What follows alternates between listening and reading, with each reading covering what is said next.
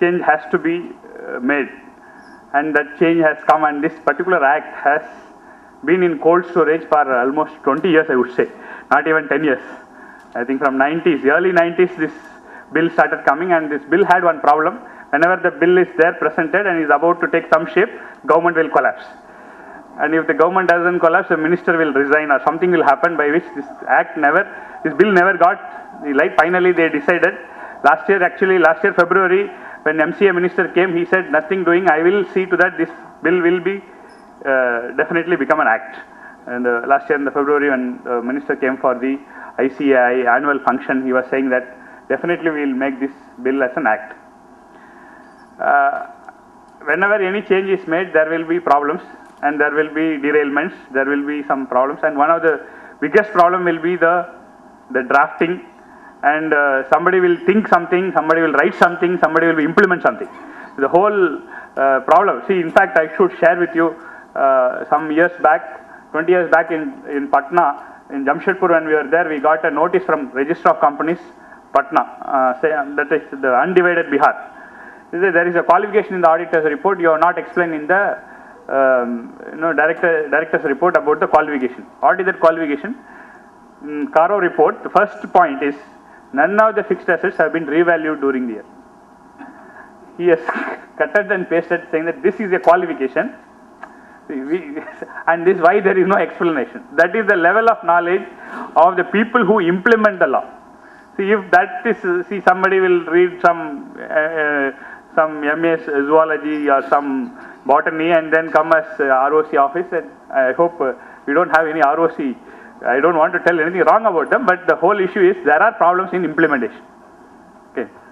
But I must say that there are, I agree with Mr. Ravi's view on, you said simplification, but you have effectively not done any simplicity. You have complicated it. But I should say that that is where a professional should become happy, because more complex is there. As a professional, we are also happy to solve the problems of the client. But I am not saying that we should make the, the client's life miserable, then make it, solvable. But definitely, an attempt to make the law simple has to be welcome. I mean, I am not saying it, and definitely there are issues. We are not saying that there are no issues, but definitely welcome measure to simplify the act has to be lauded. The second area which I would say is administration side. Administration side, they have brought in some changes. Definitely, more. One area, the only person who will make a lot of money out of this act is the printer. Because the annual report will become thick. See, the philosophy is, the more you disclose, the more transparent you become. So that is one of the reasons why they have said more disclosures, more information in the director's report and things like that. And if you see some of the provisions, technology is one more area where I would say that enabling technology for the purpose of administration of the act or administration of the company is also enabled. And I must say that the business complexities are there, and when somebody makes a mistake, a large number of people, 1 or 2 people will make mistake, and lot of people will make penalty for that mistake. So if Satyam is there, Sahara is there, sir, we have to pay a price. And India is a country where actually you can commit everything and still go scot-free. So recently I was told that one person who has done a lot of problems has gone to jail. That's what the newspaper says. When we go inside and find out, his house has been notified as jail.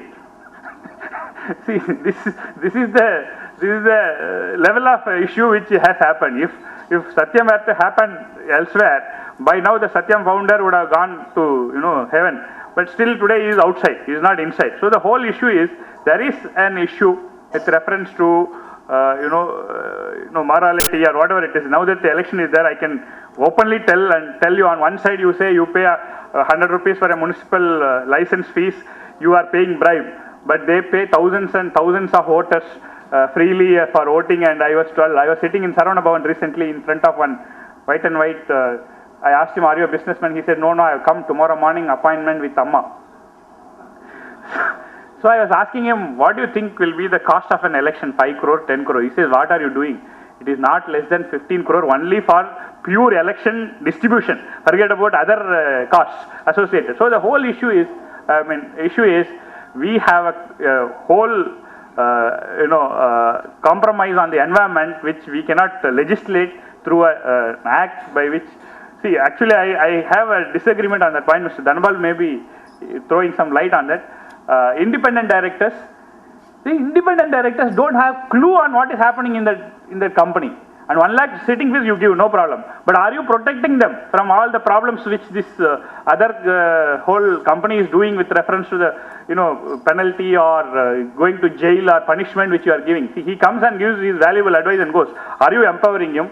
Are you ensuring that you are protecting him? There are challenges with reference to the administration of the act and with reference to the whole scheme. And I am agreeing with your view that database and it is like a marriage thing, but we have to create a community of independent directors who are well qualified, who are independent, really in real independent sense. I am sure that in CAG we have some database, particularly you have the public sector undertaking directors appointment, but definitely a community of independent directors is something which we need, and they have to be empowered and they have to be protected. I have seen many directors who are like 75 or 80 or 85 about to go about to go, but unfortunately they are every day asked to come to court because of something which happened in the company. Somebody has committed some problem, but he is attending court case daily, and his life has become miserable, and he is not protected with any legal support also. Legal support also is not there to the directors who have served as a director 15 years back, and that there are some cases against those companies today in relation to period in which they themselves are not directors. So very, very clearly, I am sure that whatever has been done with reference to independent directors is welcome move. I am not saying, see, it is a very good step, but it has to be, a lot of work has to be done further on that. And coming to related party transaction, I am telling you, sir, related party transaction is a whole gamut of, I call it as 3 financial statements. First is balance sheet, second is P&L account, third investments are related party transaction. Definitely, the provisions which are there with reference to related party transactions on approval by the audit committee or approval by the shareholders in certain cases is a welcome move. I'm sure that the act brings in certain good steps. For example, in globalization, when it comes to globalization, M&A, you can have foreign company merger, you can have consolidation. And I am for one feel that fine, world has to come and merge with us is something which Mr. Ravi told. It is true. When we wrote to the IFRS committee globally saying that this is wrong and we should follow this, they are willing to change themselves. Today, we have something known as in IFRS incurred loss model. That is only when, in the case of banks, if I give all of you a loan and all of you are borrowers, and only if you default or if you don't pay interest, then it becomes a potential NPA or actual NPA. After incurring the loss, only you have to recognize a loan loss or an interest not to be recognized. This is a rule which is followed in IFRS. Whereas in India, Reserve Bank of India follows expected loss model. Expected loss model means out of 1,000 people who have borrowed, definitely some 100 people will not repay. See, definitely, but not today, but tomorrow also he may. So there is a standard loss provision. This is called expected loss model. Today, IFRS committee, after many banks have collapsed outside India, they have understood that what India follow is right, and they are going towards expected loss model rather than incurred loss model. But again, when it comes to financial reporting, you have to follow what everybody understands. So that is why we call it as IFRS. Instead of saying that Indian standard and foreign standard, we have to say international financial standard. So this is why the stock exchange regulatory body called IOSCO, International Organizations for Securities Commission, where SEBI is a member, where SEC is a member, all of them have said we will move towards a single financial reporting globally. There are certain inevitable changes. Whether we like it or not, if something happens in some part of the world, stock market collapses for some 500 points suddenly. Why? Some country in South America, something has happened, so automatically some negative sentiment happens. But the whole issue is, we need to understand that globalization and we being part of global economy and global economy affecting India is definitely integrated, and we cannot say we are dealing from that and everybody has to come to our doorsteps. Then I come to last and important aspects is with reference to simplifying with reference to when compared to the business complexities and derivative instruments and all. For example, in the Companies Act, I mean, I'm not an authority. I have spoken on few seminars, not many seminars, but you have this, in the case of infrastructure companies, you can have preference share capital for 20 years. So you have certain logic in every of the amendments which has come. I for one believed that you don't need a separate act for this. You could have amended the old act and lived with that, because everybody understands the old act. But they have brought the act. We should be happy with that. But definitely the amendments are with reference to what has changed in the current scenario, both internationally and India. And definitely we should look at as positive approach towards better administration and better governance of corporates. And I can see that last week there was a notification by SEBI on 1st October 2014.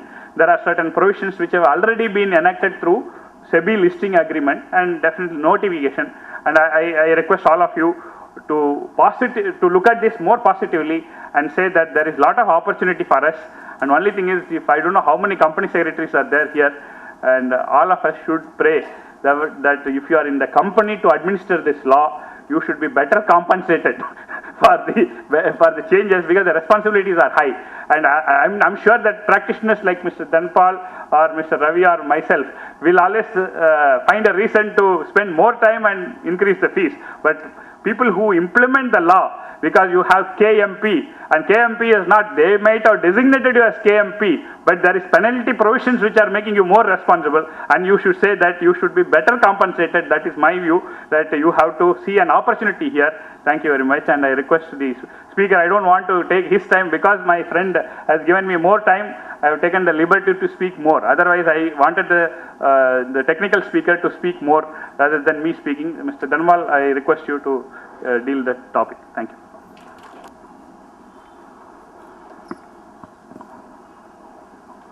Good afternoon, ladies and gentlemen, senior professionals sitting here. In fact, before I come to this dais, I have given a slip already by program coordinator, 20 minutes. But the topic is given is exemption available to private companies and listed companies and amalgamation. In fact, which need at least one day to deliberate on what is amalgamation and scheme of demerger. But in 20 minutes, probably I can only tell the title only, what and all I can handle. Of course, I believe Dr. B. Ravi just left. With due respect to his views, I want to offer my views on MCA. But I wish to differ little on his views. Rather, I should say that he is respecting lot only Ministry of Corporate Affairs. See, the Ministry of Corporate Affairs, they just by a letter, they call it as a notification. Okay, as long as it has got a letter, got a legal recognition, endorsement of the ministry, a letter take a shape of the notification. Just by a letter, they introduce a rule. In fact, they even change the Parent Act also. Most of you who are in practice in employment also would remember the year 2011 and 2012. We are flooded with so many circulars under Companies Act 1956. I remember more than 100 circulars have come in that particular 2 years. In fact, where we are disseminating the knowledge to our known circle and the professionals outside, when we start sending some information, by the time another circular will follow. In fact, the moment you wake up, before you brush your teeth, you will be having one seminar, one circular or notification. That level ministry was doing in the year 11 and 12. In fact, I want you to recollect a scenario where a ministry came out with a notification and replaced even Schedule 6 itself. In fact, if the legal validity should be questioned, the whole circular and notification has to be questioned. In fact, whether it can constitutionally be valid by changing the Parent Act by a simple notification without taking to the blessing of the Parliament, where the original Act get acknowledged by the members of the Parliament. But here, the ministry has gone to the level by bringing a letter in the form of notification, they even touches the provisions of the Parent Act. In fact, rather I should say the heart of the Parent Act, which is a Schedule 6 on the old Act and Schedule 3 in the new Act, which I want to communicate here, that we need not to too much think about that election has come and nothing will happen and the ministry will take. No, ministry is not bothered too much about nowadays. As long as Section 1 of Companies Act 2013 is notified, there it has given power to the ministry that you can do anything whatever you want to do. In fact, they will simply come out how in 4 days back they came out with a circular for CSR, and simply somebody wakes up in the morning, they are finding continuously three. One is notification, one is rule, and one is amendment in the Schedule 7 of the Parent Act. In fact, we have to wonder how could the Parent Act, Schedule 7, that means Schedule 7 of Companies Act 2013 is modified by a letter in the form of notification, of course. Now, where we are talking about legality, about notification, and it's not possible, and it need to take a blessing of new government. No, simply the government will come out with a notification in a fine down morning, and will say that all these positions got notified from today. So we are sitting in a scenario where ministry don't bother to follow so many decorum to release some circular or bring some provision into force. In fact, I can even say that the information which probably available in the press, that the rules, some of the rules, probably all the rules also may come from 1st April onwards. We need not to get too much surprise on this, because we are having that kind of ministry only as our Ministry of Corporate Affairs, where simply by a single notification they will ensure the rest of the sections, leaving the section 98 which has got notified in September 12, the rest of the section they will come out with a single notification, say that these are applicable by virtue of the powers of Section 1 of Companies Act 2013, where it is permitted to the ministry to come out and notify whenever they want to notify the rest of the provision except Section 1, because which has got already notified. So in this scenario, we need not to too much think that when the provision will take into effect. Take it from me, the level the ministry is working and the importance that the ministry gives to change or introduce some new enactment to the country, they will simply with a single letter they will make in the form of notification, they make all the provisions applicable entire corporate in India. So let us not take it very lighter way, that the provision may come and may not come. We may not know which morning we will be finding a big notification which introduce all the provisions of Companies Act except the 98 section of the Companies Act 2013 which has got already introduced. With this premise, I will step into Companies Act 2013. In fact, it's my personal view where I used to deliberate in many forum. Companies Act 2013 is nothing but Companies Act 1956 and Satyam case. In fact, we need not to take reference always Satyam case, but it's a fact that we have to understand. You take for example for class action suit, take example independent director, take example this whole KMP. Why all this should come into the enactment now? Why then? Just because Satyam. Of course, Sagara has got little impact, not too much. Only in case of private placement, all these things they took clue from that Sagara.